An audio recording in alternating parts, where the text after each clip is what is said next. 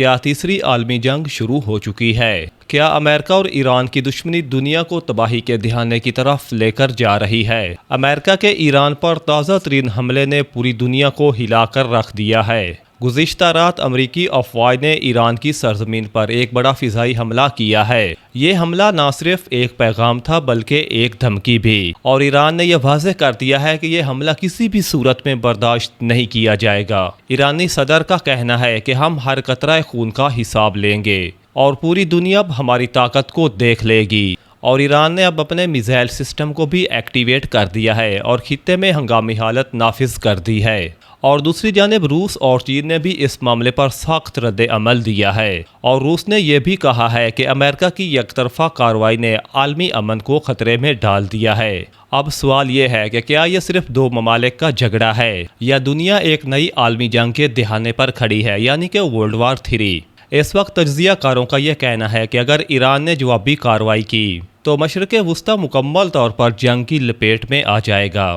اس وقت لوگ خوف میں مبتلا ہیں، اسٹاک مارکیٹس گر رہی ہیں اور تیل کی قیمتوں میں اچانک سے اضافہ ہو گیا ہے۔ اس وقت امریکہ میں لوگ بڑی تعداد میں سڑکوں پر نکل آئے ہیں اور وہ صدر ڈونلڈ ٹرمپ سے یہ مطالبہ کر رہے ہیں کہ اس جنگ کو روکا جانا چاہیے اور امریکہ کو اس جنگ میں شامل نہیں ہونا چاہیے۔ تو یہاں پر سوال یہ ہے کہ کیا ہم واقعی تیسری عالمی جنگ کے قریب ہیں، یعنی کہ ورلڈ وار 3؟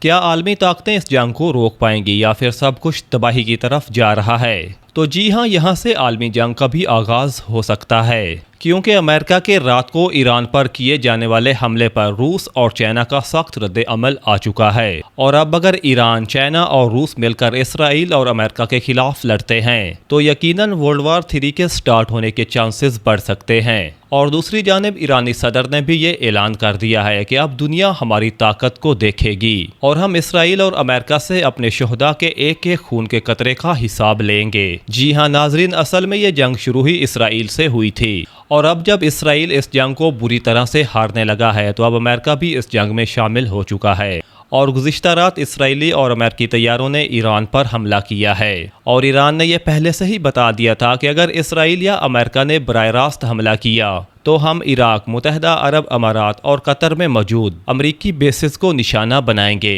ایران اپنے حمایت یافتہ گروپوں جیسا کہ حزب اللہ لبنان، حوثی یمن اور کتائب حزب اللہ عراق کو استعمال کر سکتا ہے تاکہ وہ امریکی یا اتحادی مفادات پر حملہ کریں، اور یہ غیر روایتی اسیمیٹرک جنگ ہوگی۔ تو ایران سلیپر سیلز یا پھر سائبر حملوں کے ذریعے مغربی دنیا میں خلل ڈال سکتا ہے۔ اگرچہ ابھی کوئی بڑا واقعہ نہیں ہوا لیکن خطرہ موجود ہے۔ تو ناظرین، اب یہ دیکھتے ہیں کہ یہ جنگ کون سا موڑ لینے والی ہے، کیونکہ ایرانی صدر نے یہ کہا ہے کہ امریکہ نے جتنا ہمارا نقصان کیا ہے تو ہم اس سے بڑھ کر امریکہ کا نقصان کریں گے۔